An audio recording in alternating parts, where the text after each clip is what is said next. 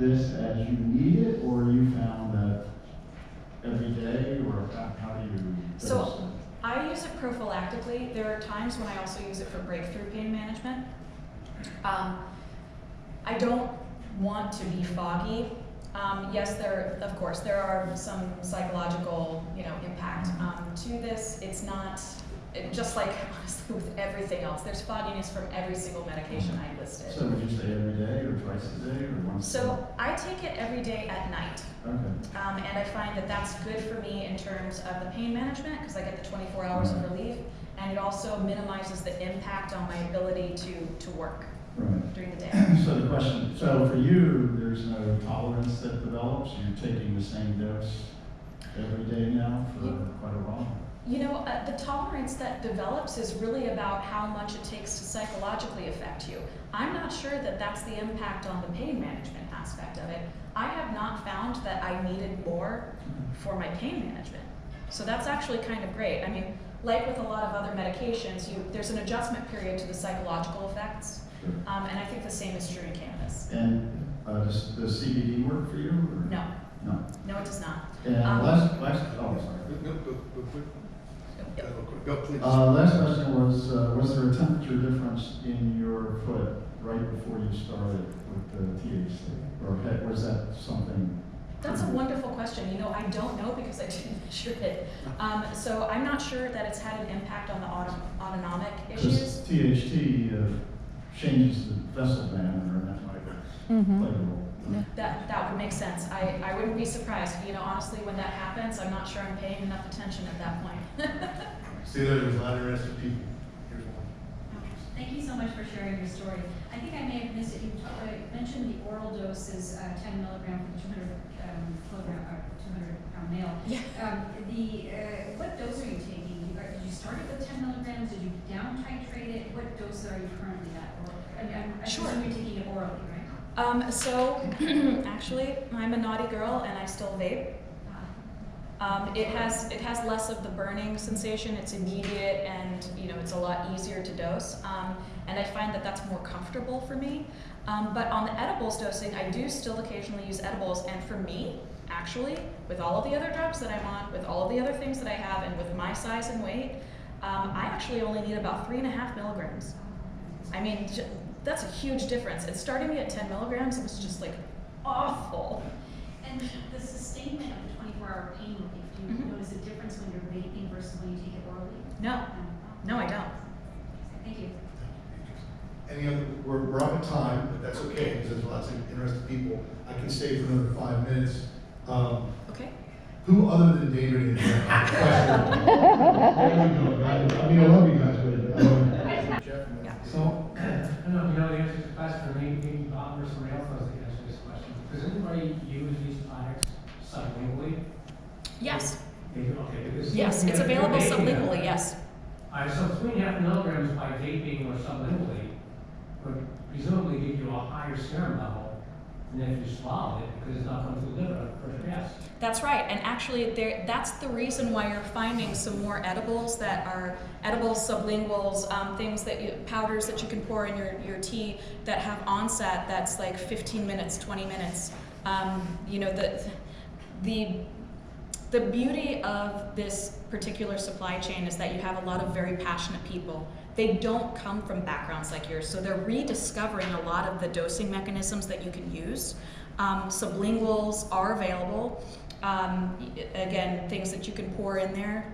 And now there are these things called nano dosed in edibles that have rapid onset within 20 minutes. So there is active engagement with trying to make that the dosing with the edibles and the later onset better. That's going on. You're seeing some rapid development actually in the space, which is fantastic. Actually, thank you. We're up at time. I'm going to take 2 more questions, Okay. quick ones, please, and then we can grab Ashley in the back if we want, because I don't know if you have to go or if anyone else has to go, but I want to be honest with the time. So David first, and then yeah, quick question. When you started smoking or whatever, Yes. did it help you get off another medication, or is this just one thing that's Yes. you're okay taking away? Yes, actually it did. When I was switching, one of the things I didn't talk about is there was a time, so I switched from Cymbalta and Lyrica to gabapentin and Effexor. They are weight neutral, and oh my God, the pounds dropped off like that. I mean, genuinely, it was like night and day. Within a year, I was back to a much more sustainable weight for my frame. And you know, the Effexor, though, unfortunately, is something that was very stimulating. And for someone like me with PTSD, that can be a problem in certain situations. And so I was looking for something that would help with the PTSD, but also still have some of the pain management benefits. And so I ended up talking with my doctor about trying to find something that would fit that bill. And we shifted me over to Lexapro. And in order to facilitate that shift, I did in fact use cannabis to come off of the Effexor. Effexor can have some very, very nasty side effects when you start trying to come off of it. Some very, can be very bad. And I did find that cannabis helped with headaches, it helped with nausea, it helped with irritability.